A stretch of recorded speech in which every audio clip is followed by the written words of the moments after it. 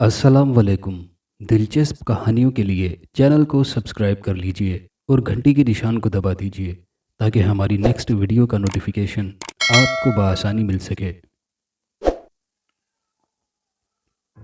मौसम इंतहाई सर्द था। बाहर तूफ़ानी हवाओं के झक्कड़ चल रहे थे। धुंध ने फ़िज़ा को सफ़ेद चादर में लपेट लिया था। गो अभी दिन के 4:30 बजे थे, लेकिन लगता था कि रात हो गई। अकरम ने खौलती हुई कॉफ़ी के बर्तन मेरे सामने रखे तो मैंने शुक्रगुजार नज़रों से उसे देखा। इस सर्द माहौल में कॉफ़ी से उठने वाली भाप कुछ ज़्यादा ही लुत्फ़ दे रही थी, जिसे अल्फाज में बयान करना मुश्किल है। अकरम ने कप में कॉफ़ी उंडेल कर मुझे दी और फिर आतिशदान की तरफ चल पड़ा, जहाँ सुलगती हुई आग मद्धम पड़ने लगी थी।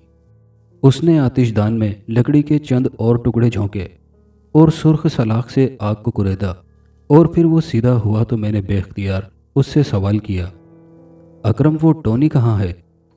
बाहर आराम से बैठा हुआ है, उसे बाहर मत निकलने देना, मैंने कहा। इस वक्त तो कोई जानदार बाहर जाने का तस्वुर भी नहीं कर सकता, सिवाय उस पागल जोड़े के जिसके बारे में बस यही कहा जा सकता है कि वो दोनों मौत की तलाश में निकले हैं। लेकिन मौत भी उनको पागल समझकर उनके करीब नहीं आती, अकरम ने कहा। ओह, तो क्या वो आज भी बाहर निकले हैं? मैंने कॉफ़ी का एक घूंट लेकर पूछा। हाँ, दोनों अभी घर के सामने से गुजरे हैं। उन्हें देखकर कभी गुमान नहीं होता कि बाहर इतनी सर्दी है। मेरे दिल में बेख्तियार ख्वाहिश हुई कि मैं उन दोनों को देखूं। कमाल के लोग थे। आंधी हो तूफान हो, मैं जब से यहाँ आया था ठीक 4:30 बजे मैं उन्हें ऊंचे नीचे पहाड़ी रास्तों पर एक दूसरे का हाथ पकड़े गुजरते हुए देखा था। हालांकि काफ़ी उम्र रसीदा जोड़ा था। मर्द की उम्र किसी तरह 70 से कम ना होगी। औरत के सर के बाल भी बर्फ़ की तरह सफ़ेद थे। दोनों मुकामी थे, लेकिन पढ़ी लिखी फैमिली के मालूम होते थे। उनका अंदाज़ा उनके लिबास से होता था। अकरम उनकी जिंदा दिली और उसूल परस्ती से मुतासिर था, लेकिन मैं उन्हें देखकर किसी और ख्याल में गुम हो जाता था। मुझे अपनी बीवी याद आ जाती थी, जिसकी याद मेरे खोखले दिमाग में मौजूद थी। मैंने कॉफ़ी के 2-3 घूंट लिए और खिड़की की तरफ बढ़ गया, जहाँ से मैंने उन्हें देखा। वो दोनों आवारा रूहों की मानिंद बर्फ़ की धुंध में उस पहाड़ी टेकरी का चक्कर काटकर अपनी रिहाइशगाह की तरफ जा रहे थे। हालांकि उन्हें देखकर अंदाज़ा हो रहा था कि सर्दी उन पर बेअसर है। कमाल है, मैंने ठंडी सांस लेकर अकरम की तरफ देखा, लेकिन मुझे पता भी नहीं चला कि अकरम कब बाहर चला गया। मैं वापस आकर अपनी जगह बैठ गया। कॉफ़ी की प्याली में बची कॉफ़ी ठंडी हो चुकी थी। मैंने उसे उठाकर हलक में उंडेल लिया तो कॉफ़ी की तलखी मज़ा दे गई। पहली बार मैंने जब उन दोनों को देखा था तो मुझे बहुत अजीब लगा था। अकरम उस वक्त मेरे करीब ही था। मुझसे पहले वो बोल पड़ा, आदिल जी, दोनों बड़े मज़े से हाथ में हाथ डाले जा रहे हैं, जैसे सर्दी से इनका कोई वास्ता ही ना हो। हालांकि काफ़ी उम्र के हैं। मोहब्बत इंसान को ऐसी क़ुव्वत अता कर देती है। अकरम, इस वक्त ये दोनों एक दूसरे के प्यार में डूबे हुए हैं, इसलिए किसी तीसरे का एहसास इनके दरमियान से कोई गुजर नहीं रहा है। इस उम्र में इनका प्यार इतना गहरा है तो जवानी में क्या होगा? इनकी मोहब्बत अब भी जवान है, ये कभी बूढ़े नहीं होंगे। फिर हम उन्हें रोज़ देखने लगे। ठीक 4:30 बजे हम उन्हें उस बर्फ़ज़दा टेकरी के पीछे से आते देखते और वो लंबा चक्कर काटकर हमारी इस रिहाइशगाह के सामने से गुजरकर आगे बढ़ जाते। आज ऐसा ही हुआ था। जब वो दूर निकल गए तो मैंने अकरम से कहा, कल हम इनसे तारुफ हासिल करेंगे, इन्हें कॉफ़ी पिलाएंगे। दूसरा दिन भी उतना ही सर्द था और उतना ही धुंधलाया हुआ था, लेकिन उन दोनों के मामूलात में ज़रा भी फ़र्क न आया था। हमने उन्हें अपनी रिहाइशगाह के दरवाजे पर रोका। इंतहाई माजरत सर, हम दोनों बहुत दिनों से आप लोगों को देख रहे हैं। आपके वक्त की पाबंदी और बर्फ़ानी हवाओं की शिकस्त ने हमें बहुत मुतासिर किया है। हमारी ख्वाहिश है कि आप हमारे साथ एक कप कॉफ़ी पिएं।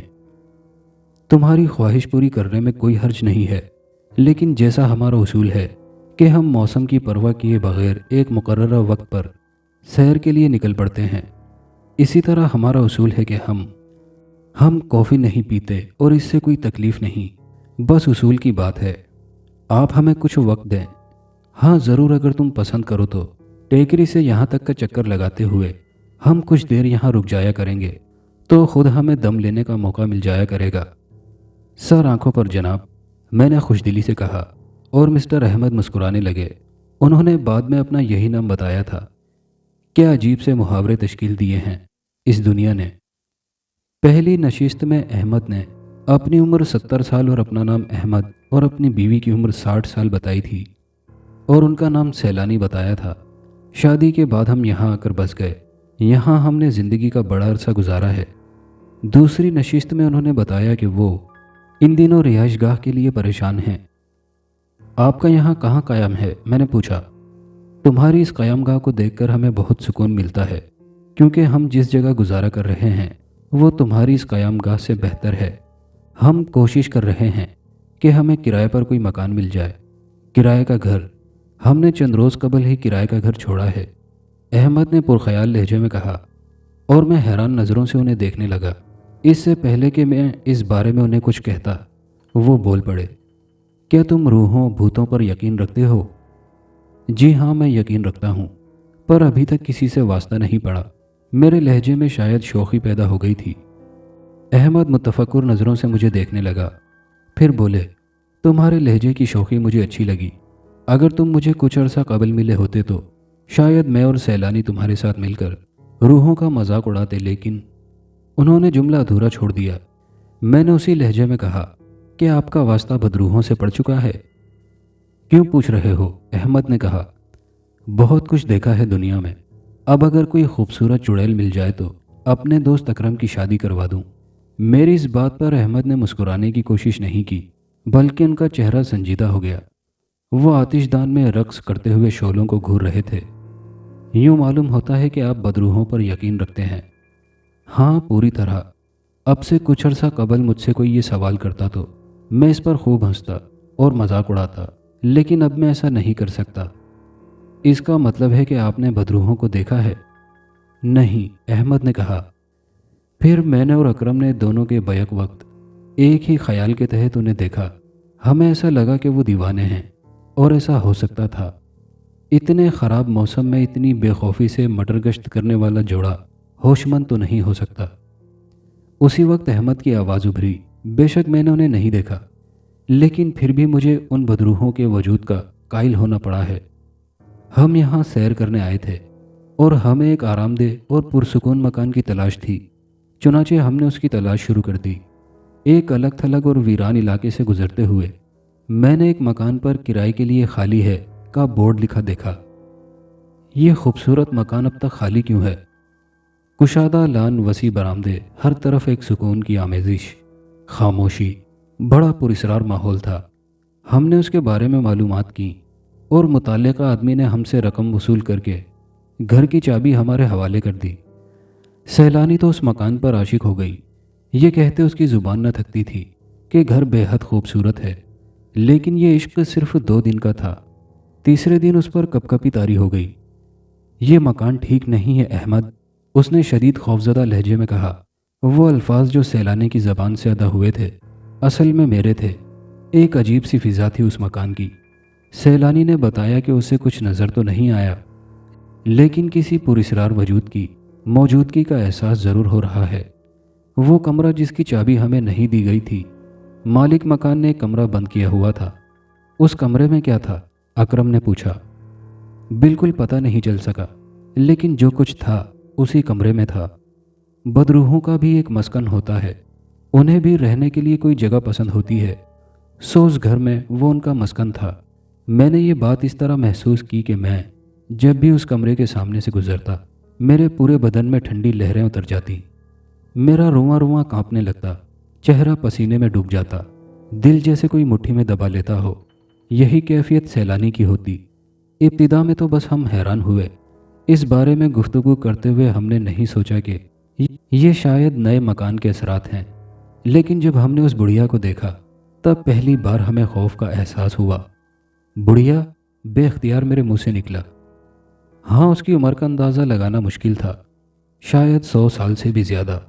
ایک استخوانی ڈھانچے کے سوا کچھ نہ تھا۔ وہ گھر کے عقبی حصے میں چلتی پھرتی نظر آئی۔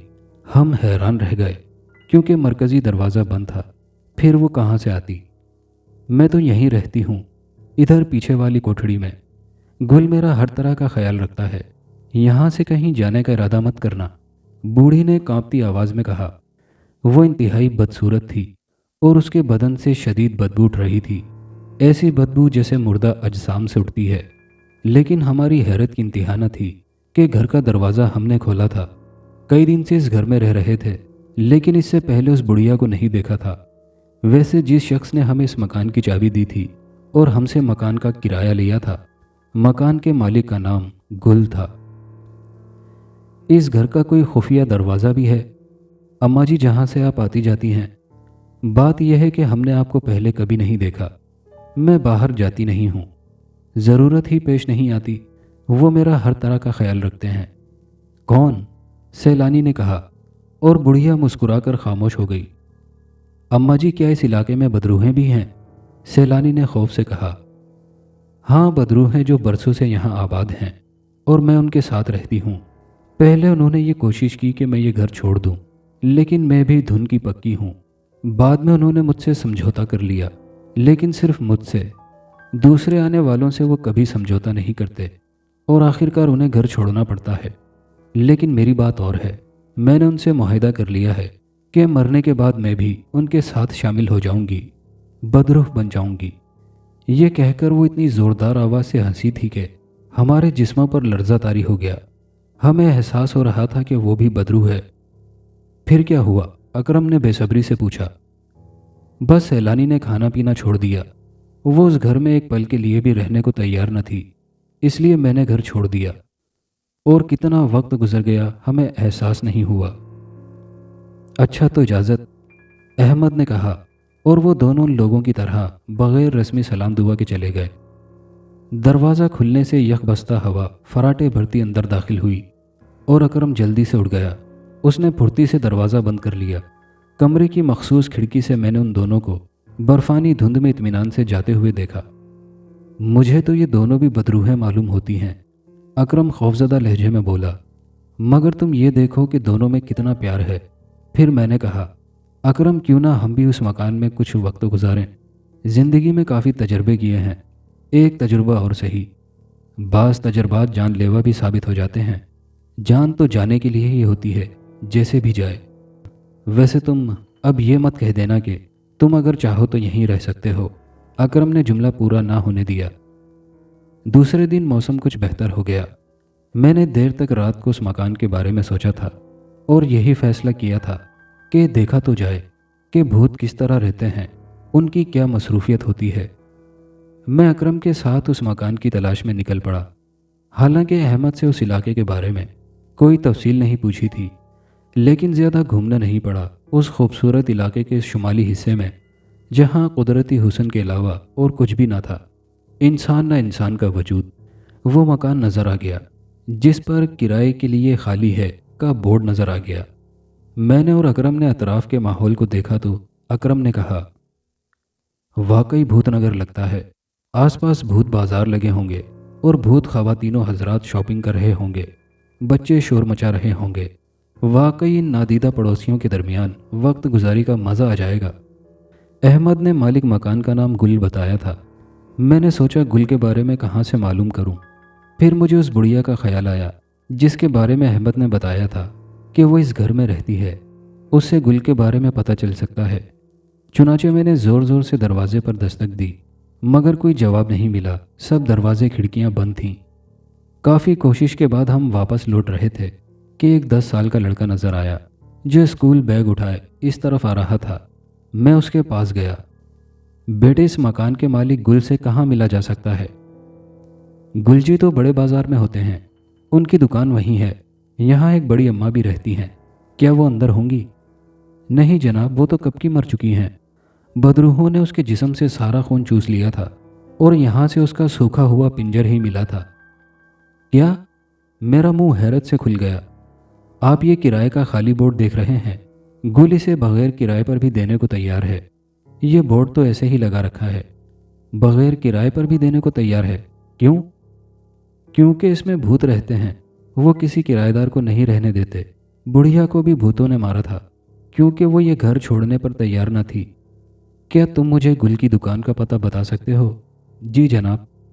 बच्चे ने गुल की दुकान का पूरा पता समझा दिया तो मैं गुल की दुकान पर पहुंच गया। छोटी सी दुकान में गुल ने पूरा जनरल स्टोर बना रखा था। हमने उस मकान की बात की तो वो एकदम से खुश हो गया। मैं वो मकान आपको देने के लिए तैयार हूँ, आप जब तक चाहे रह सकते हैं। मैं आपसे किराए का एक पैसा भी ना लूँगा। दरअसल हमारे यहाँ दुश्मनियाँ चलती रहती हैं। हमारे किसी दुश्मन ने उस घर को आसेबज़दा मशहूर कर दिया है ताकि मुझे माली नुकसान पहुँचे। खैर, मैं आपको साफ बता रहा हूँ कि अगर आप उसमें रहना चाहें तो ज़रूर रहें। मैं चाहता हूँ कि उसमें कोई लंबे अरसे तक क़याम करे ताकि लोगों के दिलों से उसकी दहशत दूर हो और आइंदा उसे आसेबज़दा न कहा जाए। ये मकान की चाबियाँ हैं, जब दिल चाहे इसमें आकर रहना शुरू कर दें। मेरी तरफ से इजाज़त है। मुझे उसके बारे में कुछ और बताइए, मैंने कहा। फिर वो बोला, मैंने जनाब ज़िंदगी के 20 साल दुबई में गुजारे हैं, फिर मुल्क वापस आ गया। ये घर मेरे ससुर के पास था जो उन्होंने मरते वक्त अपनी बेटी के नाम कर दिया। इस तरह ये मेरे गले पड़ गया। मेरे पास मेरा अपना घर था जिसे मैं नहीं छोड़ सकता था। मैंने खुद कितनी रातें वहाँ गुजारी हैं, मुझे कभी वहाँ कोई आसेब ना मिला। हाँ, जब से वो मनहूस बुढ़िया उस मकान में रहते हुए मरी है तो ये मकान अफवाहों की जद में आ गया और ये काम मेरे दुश्मनों का है। बल्कि मैं तो कहता हूँ कि उस घर को बदनाम करने के लिए मेरे दुश्मनों ने खुद उस लावारिस बुढ़िया को मारा है। वो बुढ़िया कितने अरसे उस मकान में रही थी? 40 साल से वो वहाँ थी। आप खुद बताइए, इससे पहले उन भूतों ने उसे क्यों नहीं मारा? बस उसकी मौत कुदरती थी, 100% कुदरती, क्योंकि वो अपनी उम्र पूरी कर चुकी थी। उसकी मौत के बाद ये घर आसेबज़दा मशहूर हुआ। मैंने आपको बताया कि मैंने लंबी ज़िंदगी दुबई में गुजारी है और खुदा के फजल से खूब कमाया है। मैं इस दुकान से गुजारा कर रहा हूँ। बस मैं इस घर से पीछा छुड़ाना चाहता हूँ। इसकी बदनामी ख़त्म हो जाए तो मैं इसे सेल कर दूंगा। ठीक है, मैं वहाँ रहने पर तैयार हूँ और आप इसका मुनासिब किराया मुझसे ज़रूर लें। मैं यहाँ काफ़ी अरसा क़याम करूँगा। ये चाबी है। वहाँ सफाई सुथराई आपको खुद करना होगी क्योंकि वहाँ कोई जाने को तैयार नहीं, इसलिए मैं माजरत हुआ हूँ। ये कहकर गुल ने चाबियों का एक गुच्छा निकालकर मेरे हवाले कर दिया और अपनी नेक तमन्नाओं का इजहार किया। अपनी रिहाइशगाह पर आकर मैंने अकरम से कहा, मुझे तो अपने नए और अनोखे पड़ोसियों के दरमियान जाने की बहुत खुशी है। वैसे तुम्हारा क्या ख्याल है? जो कुछ आसपास देखा है उससे तो यूँ लगता है कि पूरा इलाका ही आसेबज़दा है, लेकिन खैर देखते हैं कि भूत हमारा कैसे इस्तकबाल करते हैं, अकरम ने कहा।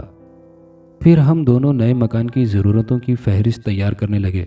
मुझे तो एक अजीब सी खुशी थी, अलबत्ता अकरम सहमा सहमा सा था। मैंने उससे सवाल कर ही डाला, मेरे ख्याल में तुम उस घर में नहीं जाना चाहते? नहीं, मैं खौफज़दा नहीं हूँ, अकरम ने कहा और मैं हंसने लगा। फिर मैंने कहा, हम तीनों मिलकर उन भूतों को उस मकान से बाहर निकाल देंगे, वो भी क्या याद करेंगे। तीनों पर मेरी बात अकरम को समझ नहीं आई। टोनी हमारा कुत्ता, तुम इसे क्यों भूल जाते हो?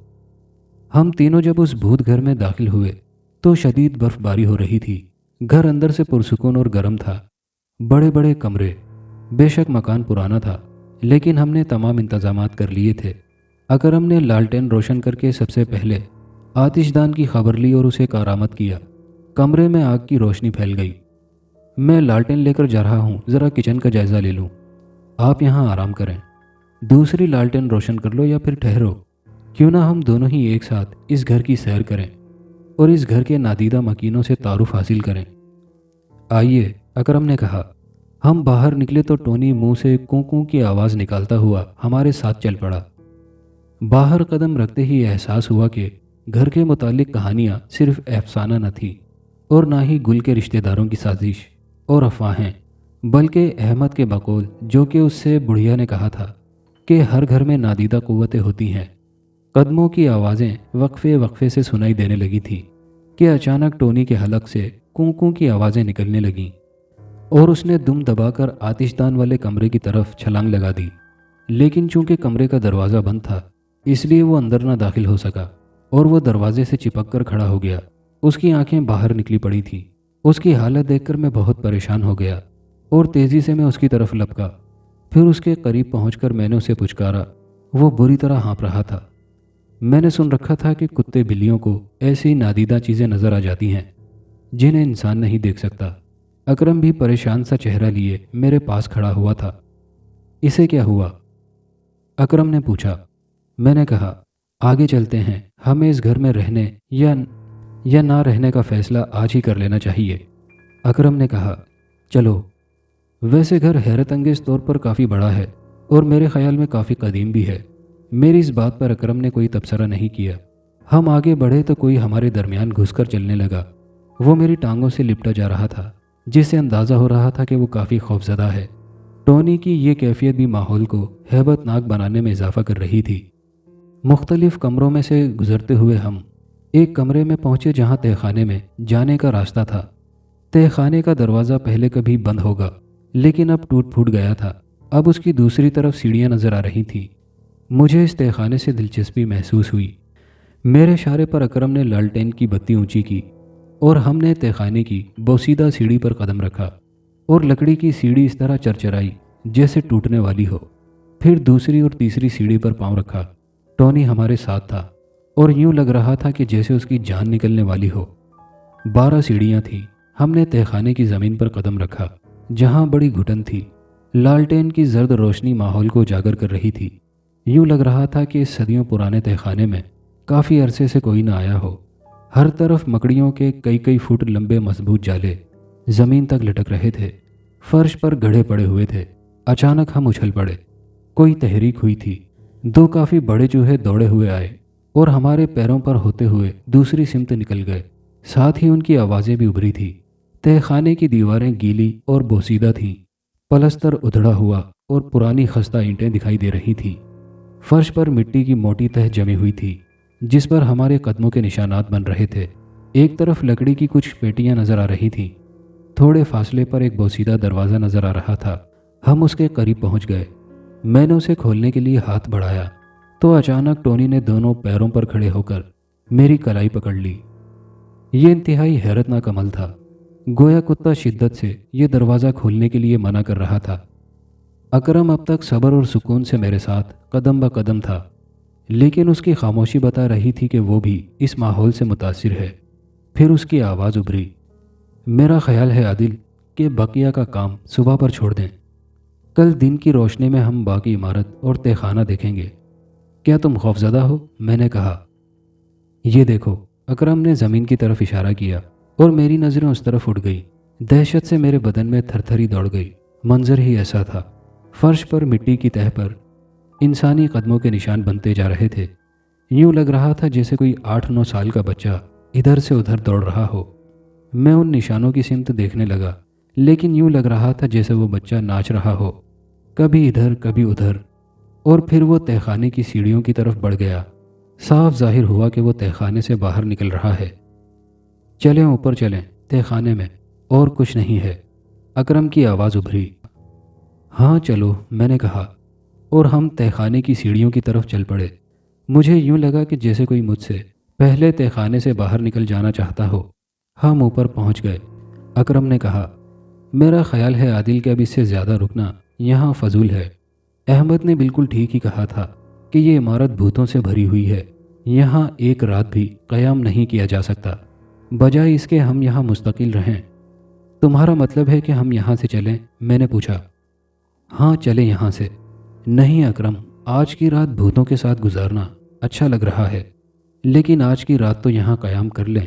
مجھے لگ رہا ہے کہ یہ گھر شیطان کی آنت ہے۔ ٹونی بھی سخت خوفزدہ نظر آ رہا تھا۔ گل سے بات ہو گئی ہے، کل دن کی روشنی میں اس کے بقایا حصے کا جائزہ لیں گے۔ اکرم نے کچھ اس طرح ضد کی کہ مجھے خاموش ہونا پڑا۔ ہم مکان کے گیٹ کی طرف چل پڑے، لیکن گیٹ کہاں گیا؟ گیٹ تو نہیں مل رہا تھا۔ ہر طرف انتہائی بلند دیواریں تھیں جس کے سروں پر خاردار تاریں لگی ہوئی تھیں۔ اب میں بھی کچھ بدحواس ہو گیا تھا۔ عمارت کا نقشہ ہی بدل گیا تھا۔ میں نہیں جانتا تھا کہ آگے کیا ہونے والا ہے۔ یہ تو بھوتوں نے ہمیں گھیر لیا ہے، اکرم نے کہا۔ ہمیں ہر قیمت پر صبح کی روشنی کا انتظار کرنا ہوگا۔ آؤ واپس چلیں، میں نے کہا، اور ہم پھر واپس اندر چل پڑے۔ عمارت بدستور سناٹے میں ڈوبی ہوئی تھی۔ میں نے اکرم سے کہا، ہم بھوتوں سے خوفزدہ ہونے کا عہد کر کے اس عمارت میں داخل ہوئے تھے، لیکن تم اس عہد پر قائم نظر نہیں آ رہے۔ کیا کہتے ہو، دن کی روشنی میں ہمیں باہر جانے کا راستہ مل سکے گا؟ اکرم نے کہا۔ کچھ نہ کچھ تو ضرور ہوگا۔ میرا خیال ہے کہ بھوت اپنی روایت نہیں توڑنا چاہتے۔ ہمیں زندہ اس عمارت سے باہر جانا نصیب نہیں ہوگا۔ کوئی اس عمارت سے زندہ نہ جاتا ہوگا۔ تم چاہو تو ٹونی کے ساتھ رک سکتے ہو، मैंने किसी कदर नागवारी से कहा और अंदर की तरफ कदम बढ़ा दिए। वैसे दरवाज़ों के गायब होने से मुझे एहसास हो रहा था कि हमारी ज़िंदगी खतरे में पड़ गई है। अकरम टोनी के साथ मेरे पीछे पीछे आ रहा था। टोनी बेचारा भी सख्त खौफजदा था। वैसे अगर हमें गेट मिल जाता तो शायद हम इस खौफनाक इमारत से बाहर निकल जाते। वैसे इसमें कोई शक नहीं था कि मकान पर खौफनाक सकूत था और यूं महसूस होता था कि ये सन्नाटा हमें निगल ही लेगा। मैंने रुककर अकरम के नज़दीक आने का इंतज़ार किया। टोनी भी मेरे पैरों से लिपटने लगा और ख़ामोश फरियाद कर रहा था कि किसी तरह यहाँ से निकल चलें। लेकिन अब तो सूरत हाल मुख्तलिफ हो गई थी। अलबत्ता मैं अकरम के दिल से खौफ निकालना चाहता था। चुनाचे मैंने कहा, अकरम, हमने अभी तक इस इमारत का मगरबी हिस्सा नहीं देखा है, आओ अब मगरबी हिस्से की तरफ चलें। जी, अकरम ने कहा। उसने अपनी आवाज़ से अपनी बुज़दिली का एहसास नहीं होने दिया और हमने रुख बदल दिया। हमने महसूस किया कि मगरबी सिमत की निस्बत यह हिस्सा ज़्यादा साफ़ सुथरा है। यहाँ भी बहुत से कमरे थे, सब के सब साफ़ व शफ़ाफ और हल्के फुल्के फर्नीचर से आरास्ता थे। हम एक कमरे में दाखिल हुए तो दम बखुद रह गए। एक हल्की सी चरचराहट की आवाज़ कमरे में गूंज रही थी और ये आवाज़ एक कुर्सी से आ रही थी जो फर्श पर आगे पीछे झूल रही थी, ऐसे कोई जैसे उस पर बैठा हो और आगे पीछे डोल रहा हो। जो ही हमने अंदर कदम रखा आवाज़ बंद हो गई, साथ ही कुर्सी हिलना भी बंद हो गई। फिर लगा जैसे कोई कुर्सी से उठा है। मैंने उस तरफ नज़रें गाड़ रखी थी। फिर कोई वबा जैसी चीज़ मेरे करीब से गुजरकर दरवाजे की तरफ बढ़ी। हवा मेरे बदन को लगी थी। अकरम दरवाजे के सामने खड़े अनोखे मंजर को देख रहा था। उस वक्त एक पटाखे की आवाज़ उभरी और अकरम एक तरफ लुढ़क गया। साथ ही एक मकरूह आवाज़ उभरी, दरवाजे से हटो। पटाखे की आवाज़ अकरम के गाल पर पड़ने वाले थप्पड़ की थी। अकरम ने गिरने से बचने के लिए दीवार का सहारा लिया था। फिर उसने संभल कर कहा, बुज़दिल कमीने, सामने आकर वार कर, देखूंगा तो कितना बड़ा भूत है। अकरम संभल कर खड़ा हो गया। उसके अंदर का इंसान जाग उठा था। आओ आदिल, अब देखते हैं इन्हें, जहां भी इनका निशाना आए हमला कर दो। जिंदाबाद, मैंने हंसकर कहा। अकरम आगे बढ़ा और उसने कुर्सी को जोर से लात मारी तो कुर्सी लुढ़क कर दूर जा गिरी। उससे अकरम के गुस्से का अंदाज़ा होता था। आओ दूसरा कमरा देखते हैं, अकरम ने कहा और हम लोग उस कमरे से बाहर निकल आए। बराबर में दूसरे कमरे का दरवाज़ा था। अकरम ने उस दरवाजे को लात मारी और दरवाज़ा धड़ से खुल गया। तू यहाँ आया है? अब मैं दरवाजे पर खड़ा हूँ, निकल कर दिखा। मैं टोनी के साथ एक तरफ खड़ा हो गया। भूत ने शायद अकरम का चैलेंज कबूल नहीं किया था या फिर वो इस कमरे में आया ही नहीं था। जब कोई तहरीक नहीं हुई तो मैंने कमरे का जायज़ा लिया। कोई ख़ास बात नहीं थी। अभी हम कमरे का जायज़ा ले रहे थे। अचानक एक ज़ोरदार धमाका हुआ। यह धमाका दरवाज़ा बंद होने का था। मैं उछलकर दरवाजे के पास पहुंचा और उसे खोलने की कोशिश करने लगा। अभी मैं दरवाजे पर जोर लगा ही रहा था कि अकरम की घुटी घुटी आवाज़ उभरी और मैं दहशत से उछल पड़ा। और मैंने एक दहशतनाक मंजर देखा। वो जर्द रोशनी का एक इंसानी हेवला था जिसने दोनों हाथों से अकरम की गर्दन को दबोच रखी थी। अकरम की आंखें बाहर निकल पड़ी थी, लेकिन अकरम अपना दिफा नहीं कर पा रहा था, बल्कि जर्द हेवले पर जोर से घूंसे भी मार रहा था। बेचारे हमलावर भूत को ये बात मालूम न थी कि अकरम हार मानने वाला नहीं। फिर दूसरे अमल ने मेरी खुशियां दोबाला कर दी कि टोनी ने अपना खौफ भूलकर अपना किरदार अदा किया और हेवले की टांग मुंह में पकड़ ली। क्या ही उम्दा नतीजा निकला था। हेवला बुरी तरह दरवाजे की सिमत भागा। टोनी उसके साथ घसीटता हुआ दरवाजे तक आया था। उसने हेवले की टांग नहीं छोड़ी थी। हाँ, जब हेवला दरवाज़ा खोलकर भागा तो टोनी ने टांग छोड़ दी। कहाँ जाता है मर्दूद, रुक तो सही, अकरम ने कहा। फिर हम कमरे से बाहर निकल आए। हेवले का कोई पता नहीं था, लेकिन सामने वाले कमरे का दरवाज़ा खुलकर बंद हुआ था। उस कमरे में गया है मनहूस, अकरम ने कहा और जवाब का इंतज़ार किए बगैर उस कमरे की तरफ भागा।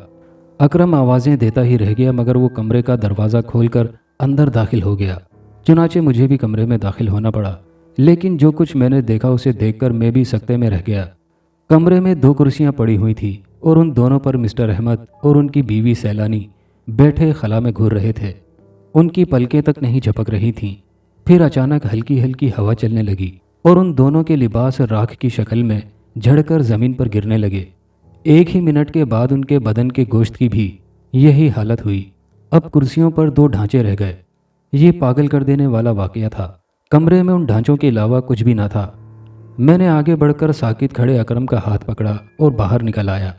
बाहर उजाले की किरणें फूट रही थी उसी वक्त बाहर से लोहे का गेट बजने की आवाज़ सुनाई दी। हम चौंक कर उधर देखने लगे। सब कुछ पहले जैसा हो गया था। गेट से गुल अंदर दाखिल हुआ। उसके साथ उसका मुलाजिम था जो हाथों में नाश्ते का सामान और चाय वगैरह पकड़े हुए था। ओए खुदा खैर करे, आज नाश्ता गुल की तरफ से, अब आप आराम से रहो, हम आपसे 1 साल तक का किराया नहीं लेगा। हमने गुस्से से उसे घूरा और बाहर निकल आए। उस शाम जबकि हम अपनी पुरानी रिहाइशगाह में बैठे खिड़की के बाहर बर्फबारी देख रहे थे कि अचानक अकरम ने मेरा शाना दबाया और मैं उसके इशारे की तरफ देखने लगा। टेकरी के पीछे से मिस्टर अहमद और उनकी बीवी सैलानी एक दूसरे का हाथ पकड़े पुरसुकून कदमों से आगे बढ़ रहे थे।